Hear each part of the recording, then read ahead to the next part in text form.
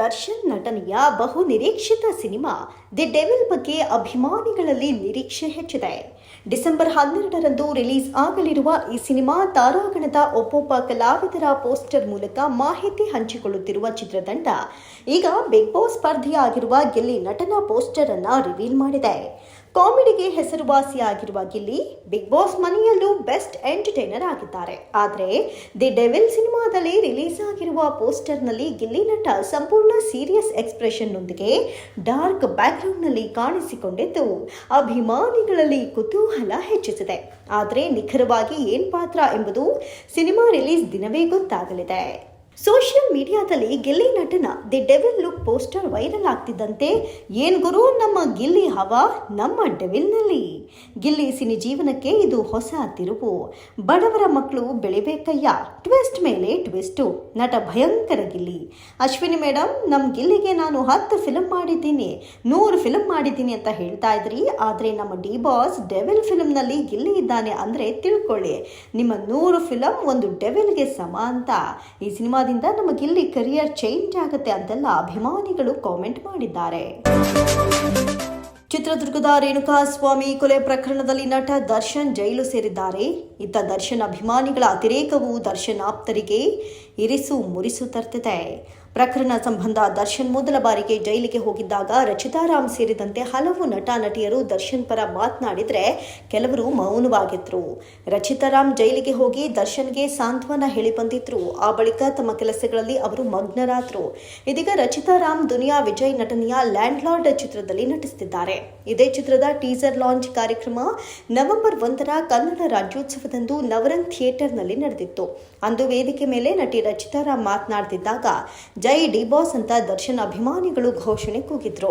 ಇದಕ್ಕೆ ನಟಿ ರಚಿತಾ ರಾಮ್ ಬೇಸರ ವ್ಯಕ್ತಪಡಿಸಿದ್ದು ಅರ್ಧದಲ್ಲಿಯೇ ಮಾತು ನಿಲ್ಲಿಸಿದ್ರು.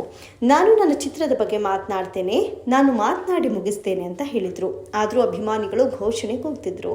ಇದರಿಂದ ರಚಿತಾ ರಾಮ್ ಅವರು ಬೇಸರದಿಂದ ಅರ್ಧದಲ್ಲೇ ಮಾತು ನಿಲ್ಲಿಸಿದ್ರು. ಒಂದರ್ಥದಲ್ಲಿ ದರ್ಶನ್ ಅಭಿಮಾನಿಗಳ ಹುಚ್ಚಾಟದಿಂದ ದರ್ಶನ್ ಆಪ್ತರಿಗೆ ಇರಿಸು ಮುರಿಸು ಉಂಟು ಮಾಡ್ತಿದೆ ಎಂದರ್ಥ. ಒಬ್ರು ಹೇಳಿದ್ರು, ನಿರ್ಮಾಪಕರು ಇದ್ರೆ ಸ್ಟಾರ್ ಆಗಲ್ಲ, ಸಿನಿಮಾ ಆಗತ್ತೆ ಅಂತ. ನಿರ್ಮಾಪಕರು ನಿರ್ದೇಶಕರು ಸೇರಿದಾಗ ಮಾತ್ರ ಸ್ಟಾರನ್ನು ಹುಟ್ಟಾಕಬಹುದು ಅಂತ ನಿರ್ಮಾಪಕ ಉಮಾಪತಿ ಮತ್ತೊಮ್ಮೆ ನಟ ದರ್ಶನ್ ವಿರುದ್ಧ ಪರೋಕ್ಷವಾಗಿ ಹರಿಹಾಯ್ದರು.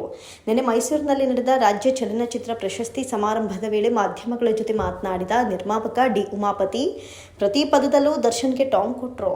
ಸ್ಟಾರ್ಗಳನ್ನು ಮಾಡೋದು ನಿರ್ಮಾಪಕರು, ನಿರ್ದೇಶಕರು ಹಾಗೂ ಜನರು. ಒಂದು ಸಿನಿಮಾಗೆ ದೊಡ್ಡ ಸ್ಟಾರ್ ಅಂದರೆ ಅದು ನಿರ್ಮಾಪಕರು ಹಾಗೂ ನಿರ್ದೇಶಕ ಮಾತ್ರ ಅಂತ ನಟ ದರ್ಶನ್ ಹೆಸರು ಹೇಳದೆ ಟಾಂಗ್ ಕೊಟ್ರು.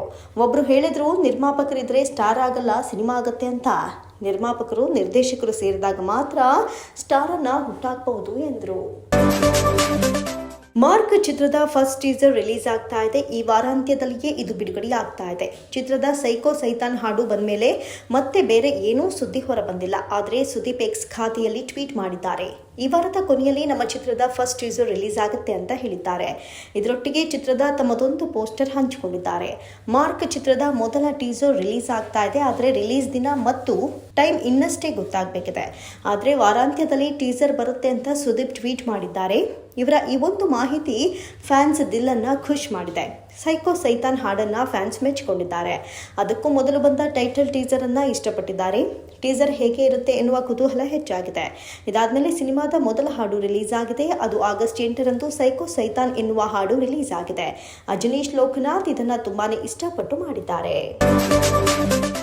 ದಿ ಟಾಸ್ಕ್ ಸಿನಿಮಾ ಟೈಟಲ್ ಹಾಗೂ ಟೀಸರ್ ಮೂಲಕ ಕುತೂಹಲ ಹೆಚ್ಚಿಸಿದೆ. ಇನ್ನೇನು ತೆರೆಗೆ ಬರ್ತಾ ಇರುವ ಈ ಚಿತ್ರದ ಹಾಡು ಬಿಡುಗಡೆ ಕಾರ್ಯಕ್ರಮ ನಿನ್ನೆ ಬೆಂಗಳೂರಿನ ಕಲಾವಿದರ ಸಂಘದಲ್ಲಿ ನಡೆಯಿತು. ಧ್ರುವ ಸರ್ಜಾ ವಿಶೇಷ ಅತಿಥಿಯಾಗಿ ಆಗಮಿಸಿ ಸಾಗುವ ದಾರಿಯ ತುಂಬಾ ಎನ್ನುವಂತಹ ಸೆಮಿ ರ್ಯಾಪ್ ಗೀತೆಯನ್ನ ಬಿಡುಗಡೆ ಮಾಡಿದ್ರು.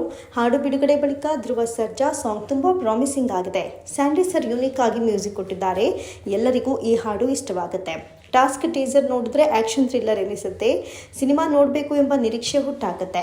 ನಾವು ನಮ್ಮ ಸ್ನೇಹಿತರ ಜೊತೆ ಫಸ್ಟ್ ಡೇ ಫಸ್ಟ್ ಶೋ ಹೋಗಿ ನಿಮಗೆ ಕಾಲ್ ಮಾಡ್ತೀವಿ. ಈ ಚಿತ್ರದಿಂದ 2 ಹೊಸ ಹೀರೋಗಳು ಲಾಂಚ್ ಆಗ್ತಿದ್ದಾರೆ.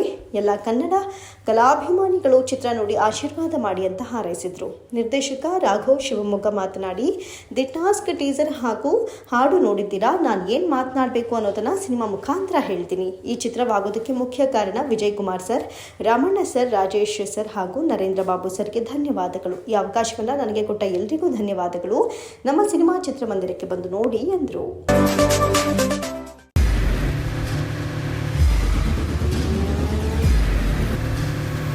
ಪ್ರಜಾಮಾರ್ಗ ನ್ಯೂಸ್, ಇದು ಜನಸಾಮಾನ್ಯರ ಧ್ವನಿ. ನಮಸ್ಕಾರ. ನೀವು ನೋಡ್ತಾ ಇದ್ದೀರಾ ಪ್ರಜಾಮಾರ್ಗ ನ್ಯೂಸ್. ರಾಷ್ಟ್ರದ, ರಾಜ್ಯದ, ರಾಜಕೀಯದ ಬಗ್ಗೆ ಹೆಚ್ಚಿನ ಸಿನಿಮಾ ಅಪ್ಡೇಟ್ಗಳಿಗಾಗಿ ಫಸ್ಟ್ ಲೈಕ್ ಮಾಡಿ, ಸಬ್ಸ್ಕ್ರೈಬ್ ಆಗಿ, ಹಾಗೆ ಫಾಲೋ ಕೂಡ ಮಾಡಬೇಕು.